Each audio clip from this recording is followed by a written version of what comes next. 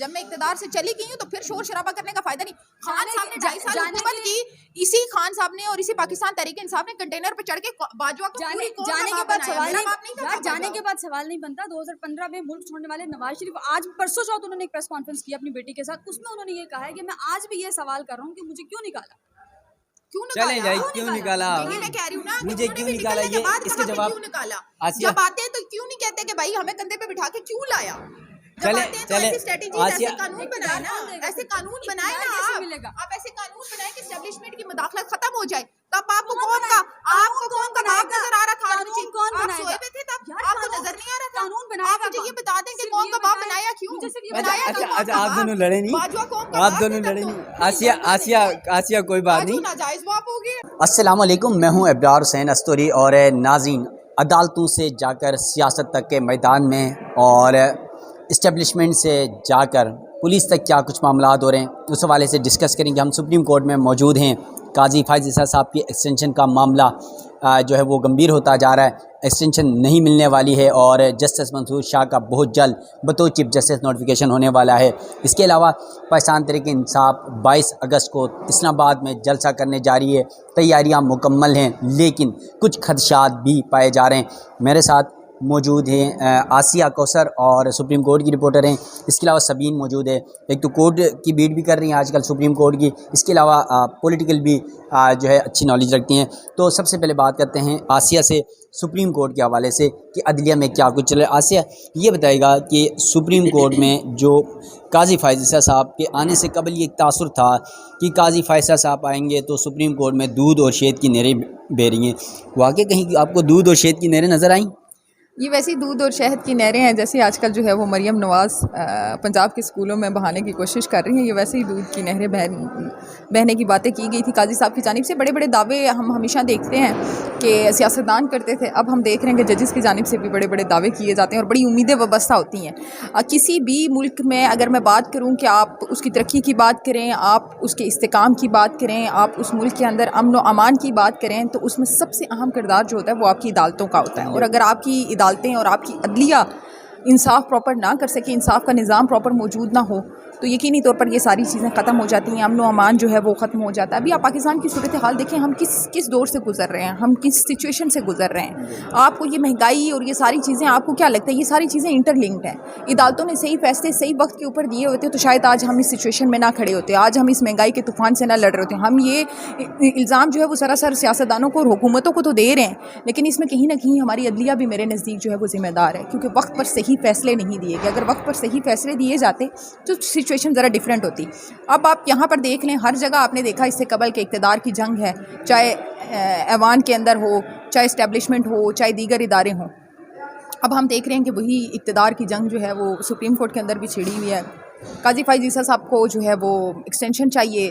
Justice Mansoor Ali Shah ज़ाहिरा upcoming chief justice हैं। एक सवाल मेरा यहाँ पर ये बनता है कि जब चीफ़ जस्टिस काजी फाइज़ ईसा साहब ने बनना था तो नोटिफिकेशन बहुत पहले जारी कर दिया, 4 महीने पहले नोटिफिकेशन जारी कर दिया गया। तो अब जब जस्टिस मंसूर अली शाह ने चीफ जस्टिस का ओहदा संभालना है तो नोटिफिकेशन क्यों रोका गया? ठीक है, एक तरफ ये बात की जा रही है कि नहीं जी काजी साहब तो एक्सटेंशन के हक में ही नहीं है, काजी साहब को एक्सटेंशन नहीं चाहिए। अगर काजी साहब को एक्सटेंशन नहीं चाहिए और अगर उनको कोई एक्सटेंशन नहीं देना चाह रहा तो नोटिफिकेशन क्यों जारी नहीं कर रहे आप अगले चीफ जस्टिस का? जारी कर देना चाहिए ना, नहीं जारी किया जा रहा। अब वो जो इक़्तिदार की जंग ऐवान के अंदर चला करती थी, अब वो अदालतों के अंदर आ गई और मेरे ख्याल से ये सबसे ज़्यादा गंभीर सूरत हाल है। जब अदालतों के अंदर इक़्तिदार की जंग शुरू हो जाएगी तो फिर आप ये समझें कि आपके मुल्क का कुछ नहीं हो सकता, ना आप तरक्की कर सकते हैं, ना आप मुआशी इस्तेकाम आ सकता है आपके मुल्क में, ना अमन व अमान आ सकता है। आप मुझे ये बताएं कि जब चीफ जस्टिस काजी फाइज़ ईसा साहब ने ओहदा संभाला तो उस वक्त सुप्रीम कोर्ट के अंदर ज़ेर अल्तवा मुकदमात की तादाद 53,000 समथिंग, आज वही तादाद जो है वो 59,000 क्रॉस कर चुकी है। ठीक है, अडॉक जजेस लगाए गए और मेरे ख्याल से शायद बहुत रेयर ऐसा होता है कि सुप्रीम कोर्ट के अंदर मुकम्मल जजेस जो हैं वो तैनात हों।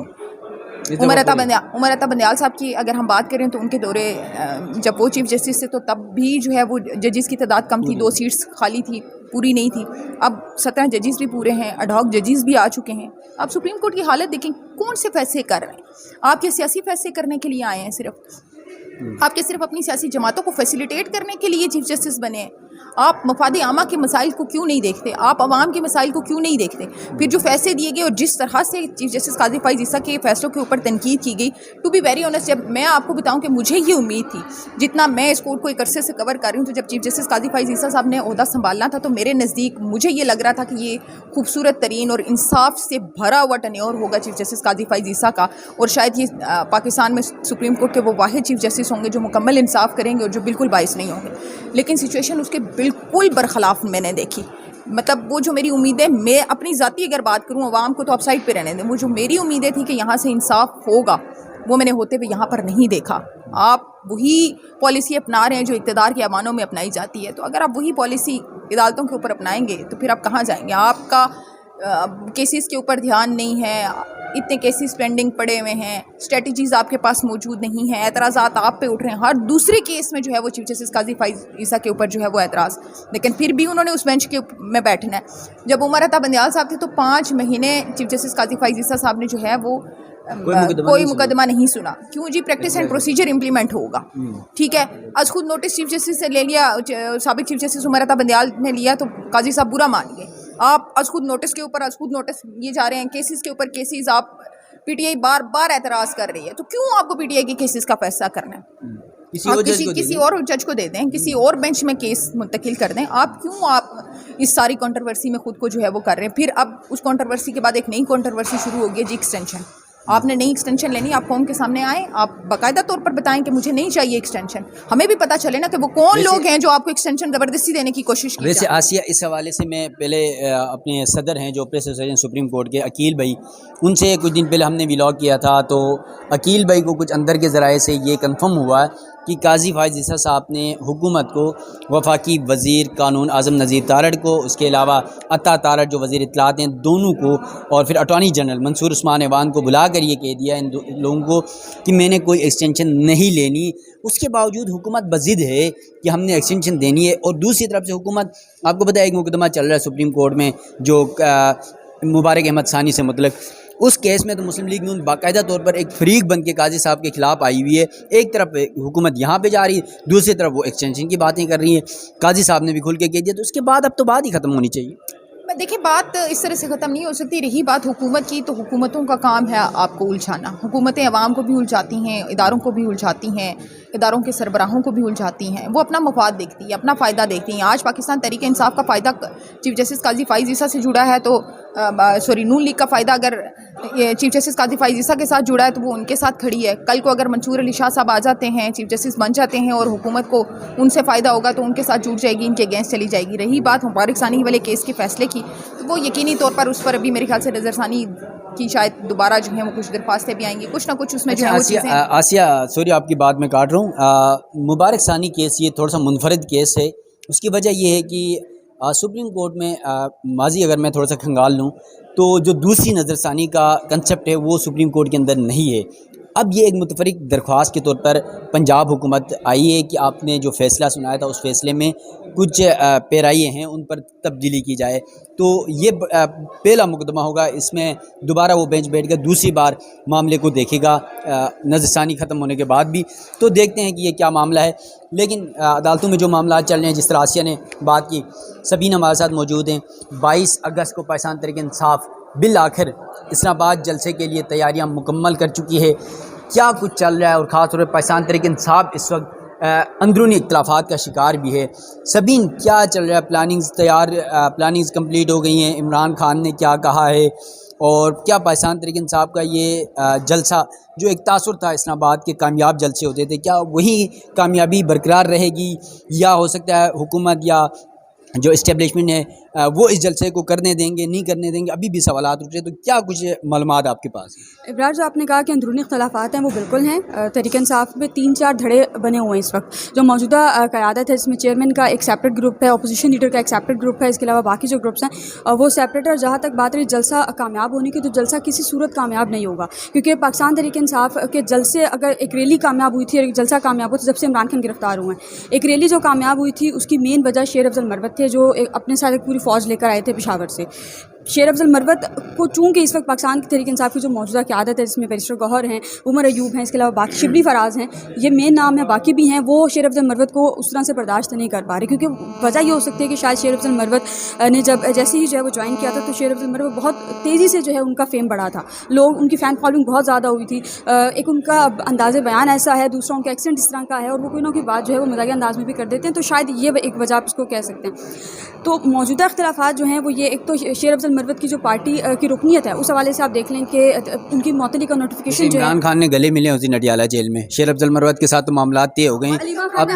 अलीमा खान ने कल अडियाला से बाहर आके इस चीज़ की तरदीद की, उन्होंने कहा कि शेर अफजल मरवत ने ये झूठ बोला है, इमरान खान ने शेर अफजल मरवत से गले नहीं मिले, क्योंकि वो तो ज़ाहिर है अडियाला में और एक सेल होता है, अडियाला में है वो एक सेल होता है, और वहाँ पे तो मतलब गले मिलने वाला तो सीन, और गले तो दूर की बात, आप हाथ नहीं मिला सकते, दूर से आप देख सकते हैं। तो वो हाथ जितना आसी और मेरे में फ़र्क है, मेरा ख्याल है शायद इतना, या शायद इससे भी ज़्यादा है, ये जो बंदा अडियाला जा सकते हो ज़्यादा बेहतर बता सकता है, लेकिन इतना फ़र्क होता है, तो गले नहीं मिल सकते वो। हाँ, इमरान खान ने शेर अफजल मरवत को ये कहा था, हाँ जेल में, हाँ। अच्छा, दूसरा ये है कि शेर अफजल मरवत ने बाहर आके कहा था कि इमरान खान को मैंने ये कहा है कि एहतजाज आप एहतजाज की इजाज़त दें बाहर, उसके बाद जो कुछ होगा उसकी ज़िम्मेदारी मेरी है, कोई दंगा फसाद होता है उसकी ज़िम्मेदारी मेरी है। उसके बाद ही हमने देखा कि थोड़ी सी एक्टिव हुई है ये क़यादत, जिसमें बैरिस्टर गौहर है, नोटिफिकेशन तो आ गया जलसे का, लेकिन अब जलसे की जो तैयारियों के हवाले से जहाँ तक अब बात कर रहे हैं, तो जो जलसे की तैयारियाँ हैं वो कोई उस तरह से नहीं है जिस तरह से इमरान खान के दौर में हुआ करती थी, कोई तैयारी नहीं है जलसे की। सोशल मीडिया पे शुरू हो जाते थे ये लोग, कैंपेन प्रॉपर जो है वो चलाई जाती थी, और अपने अपने जो है वो लोकेशन बताई जाती थी कि लाहौर से काफ़िला अलहदा आएगा, इस्लामाबाद से काफ़िला तरनोल की तरफ सबीन, जाएगा। इतनी शरीफ आप भी नहीं है, मैं भी नहीं हूँ, और पब्लिक भी नहीं है। पीटीआई अपनी लोकेशन भी बता देगी, अपनी सोशल मीडिया में कंपेन भी कर लेगी कि हम फ़लानी तारीख को यहाँ पर आ रहे हैं और ये रास्ता है। तो क्या आपकी पंजाब पुलिस, क्या आपकी पुलिस वफाक की, क्या आपके इदारे इतना खामोश तमाशाई बन के देखेंगे, आओ जी हमने आपको दावत दिया, पीटीआई वालों को दावत देके जलसे पे बुला रहे हैं, क्या बात करी हो? डेफिनेटली वो होगा। कल आपने देखा इस्लामाबाद में जो हुआ, शाम को उलमा हज़रात जो है वो मुबारक सानी फैसले के ऊपर जो है वो सुप्रीम कोर्ट के अंदर तक आ सकते थे, अगर पुलिस उनको ना रोकती, शेलिंग ना होती, तो वो सुप्रीम कोर्ट के अंदर तक आ जाते। इस बात पे इस्लामाबाद इंतजामिया बार बार ये कह रही है, और अब पाकिस्तान तहरीक इंसाफ का 22 अगस्त को जलसा है, और मैं गारंटी दे रही हूँ कि आज शाम तक या कल तक एक आ जाएगा कि इस्लामाबाद में दफ़ा 144 नाफिज है। 2 कौमी नजरिए आपने पढ़े? हाँ, पढ़े पढ़े ना? पढ़े। ये दो कौमी नजरिए, आसिया से मैं बात करूँगा, 2 कौमी नजरिए की बुनियाद पर पाकिस्तान बना था, लेकिन मुझे तो कहीं पे नज़र नहीं आ रहा है। आज भी उल्मा आके गेट तोड़ दें पार्लियामेंट का, उन पे कोई एफआईआर नहीं होती है, कोई दरख्वास्त नहीं होती है, वो डी चौक के गेट तोड़ दें, सिग्नल तोड़ दें, कुछ भी नहीं। पीटीआई अगर गमला भी तोड़ दे तो इंसदाद दहशतगर्दी के तहत मुकदमात होते हैं। दो डिफरेंट चीज़ें हैं। देखिए, आप मज़हब को सियासत से ना जोड़ें, वो एक मजहबी उसके ऊपर जो है वो आए थे, एक मजहबी इशू है, उलमा उस पर आए थे। अच्छा, चले वो मजहबी था। आप भी आसिया, कभी कभार आप भी पता नहीं अपनी यादाश्त को जो है ना तेल नहीं लगाती है, मुझे नहीं पता, सुन लेना। उमर बंदियाल साहब के दौर में मुस्लिम लीग नून, पीपल्स पार्टी, मौलाना फजल रहमान साहब सारे पार्लियामेंट, ये सुप्रीम कोर्ट के गेट में थे। उस वक्त भी अदलिया को गालियां दी गई, दिया ना? उस टाइम हुई कोई एफआईआर? अगर पीटीआई करती तो फिर क्या होता? नहीं, बिल्कुल मैं आपकी इस बात से 100% एग्री करती हूँ कि जिस तरह से पीटीआई को जो है वो कंट्रोल करने की कोशिश की जा रही है एफआईआर्स के थ्रू, जितनी खान साहब के ऊपर एफआईआर्स हुई हैं, 200 प्लस एफआईआर्स जो हैं वो खान साहब के ऊपर हुई हैं, बाकी पाकिस्तान तहरीक इंसाफ के रहनुमाओं के ऊपर हुई हैं, ये हमने कभी तारीख में नहीं देखा। नो डाउट कि जब पाकिस्तान तहरीक इंसाफ का दौरे हुकूमत था तो नून लीग पर और पीपल्स पार्टी के ऊपर होती रही है, लेकिन इतने संगीन तरीके से जो है वो कैप्चर करने की और कंट्रोल करने की सियासी जमातों को कोशिश नहीं की गई कि सबका गठजोड़ हो गया ना, कि अदालतें भी आपके साथ हैं, स्टैब्लिशमेंट भी आपके साथ है, पुलिस भी आपके साथ है, इंतजामिया भी आपके साथ है। ये तारीख में पहले कभी भी नहीं हुआ, ये सिर्फ खान साहब के साथ ही हो रहा है। लेकिन आप दूसरी तरफ ये भी तो देखें ना कि खान साहब वो 2014 को दोहराना चाहते हैं कि 2014 में हुकूमत नहीं मिली तो डी चौक में आकर बैठ गए हैं, अब जनाब ये फिर से आ गए हैं। मैं ये नहीं कह रही कि इंतखाबात जो हैं वो फेयर हुए, नो डाउट के इंतखाबात फेयर नहीं हुए, इसमें कोई शक नहीं है। कौन सा इंतखाबात फेयर हुआ है? ठीक है, पाकिस्तान के अंदर 2014 के इंतखाबात फेयर नहीं थे, तो आप ये भी माने कि 2018 के भी इंतखाबात फेयर नहीं थे। ठीक है, जिसने चाहा अपने कंधों पर बिठा कर ले आए और जब दिल किया उतार दिया, और ये हमारी सियासी जमातों के साथ साथ हमारे सियासी रहनुमाओं को भी पता है, ये इमरान खान साहब को भी पता है कि वो किस तरह से इक़्तिदार में आए थे, और उनको ये भी पता है कि उनके जाने की वजह क्या है, और आपसे और मुझसे वो ज़्यादा बेहतर समझते हैं।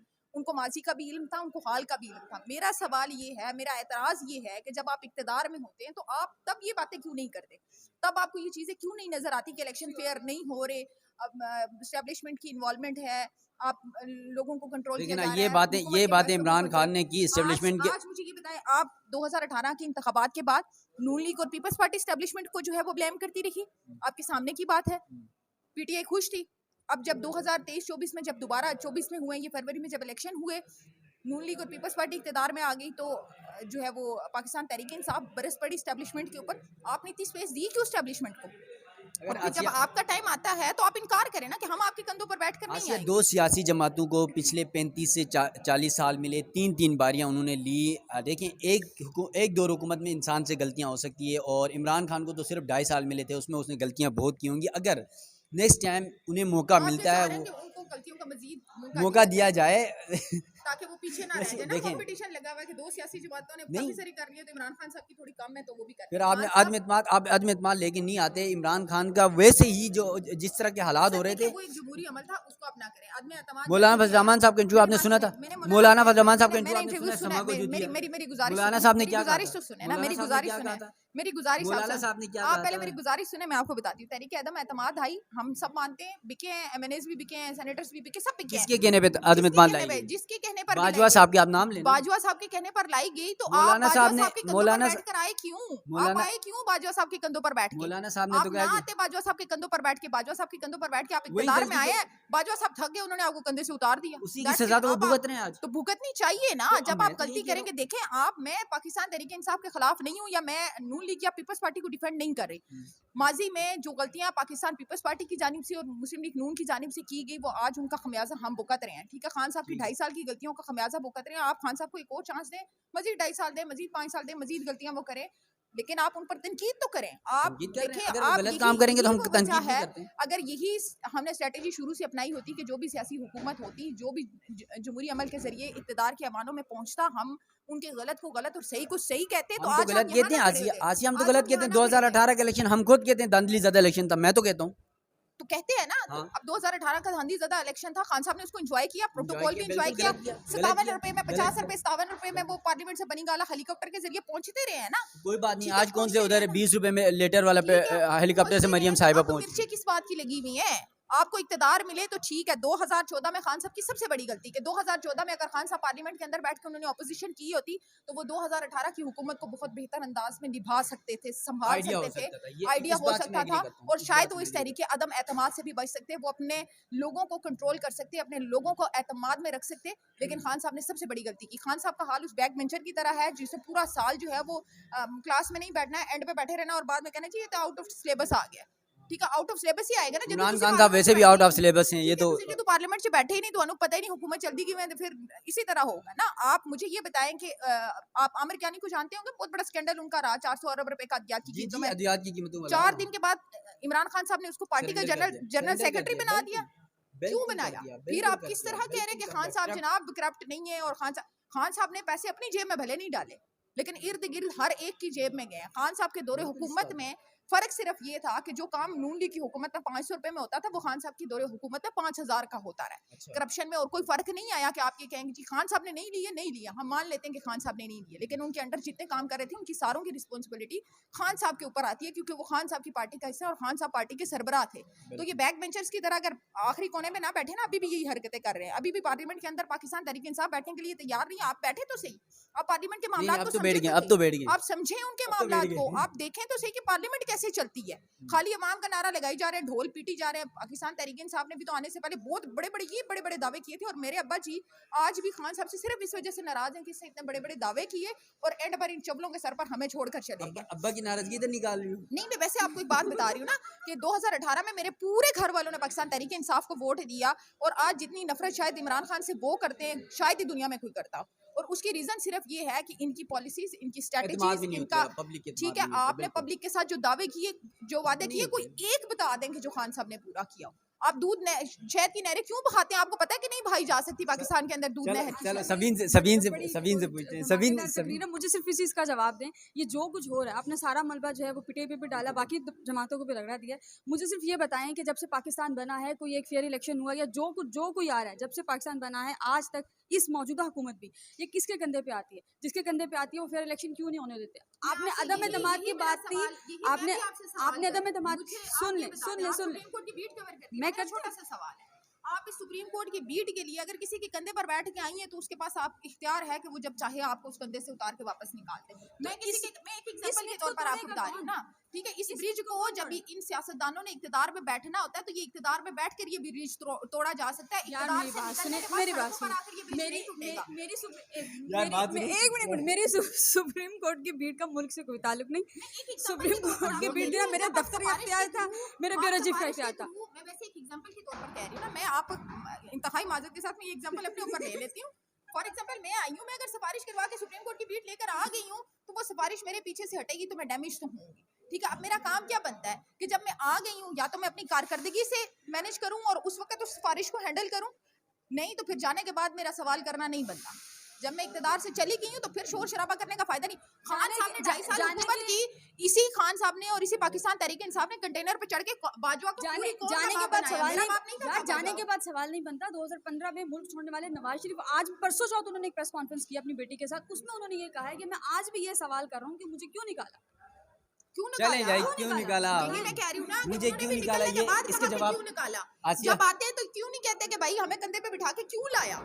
चले ऐसे कानून बनाए ना, ऐसे कानून बनाए ना, आप ऐसे कानून बनाए कि एस्टेब्लिशमेंट की मुदाखलत खत्म हो जाए। तब आपको कौन का नाम नजर आ रहा था? आप सोए हुए थे तब, आपको नजर नहीं आ रहा था? कानून बनाया? आप मुझे ये बता दें कि कौन का बाप बनाया, क्यों बनाया? अच्छा आप दोनों लड़े नहीं, आप दोनों लड़े नहीं। आसिया कोई बात नहीं, नाजायज बाप हो गए, ऐसे नहीं होता। आसिया देखिए बात तो ये है, सच्ची बात है। वो कहते हैं ना कि अगर आपने खवातीन को लड़ाना शुरू कर दिया तो वाकई बीच में आप फंस जाओगे, और वाकई मैं फंस गया हूँ। मैं माजरत करता हूँ अपने नाजरीन से कि 2 खवातीन के बीच में मैं जो है ना फंस चुका हूँ। तो इसलिए अपने व्लॉग को मैं इख्तिताम की तरफ लेके जाऊँगा।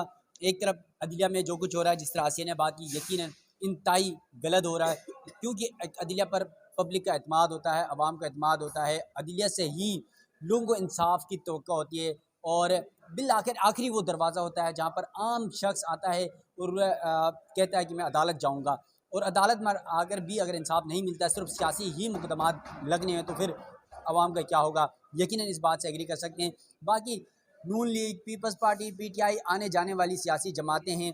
कप्तान अडियाला जेल में है, मियाँ साहब मरी इंजॉय कर रहे हैं, जरदारी साहब बतौर सदर ओहदा इंजॉय कर रहे हैं, वो तीनों मिलकर इंजॉय कर रहे हैं। जलील हो रही तो पब्लिक हो रही है, ये बात तो सब कुछ है, और मैं आपस में इन दोनों को लड़ा के इंजॉय कर रहा हूँ। तो नाज़रीन, अगले वीडियो मुझे दीजिएगा इजाज़त। अल्लाह हाफिज़।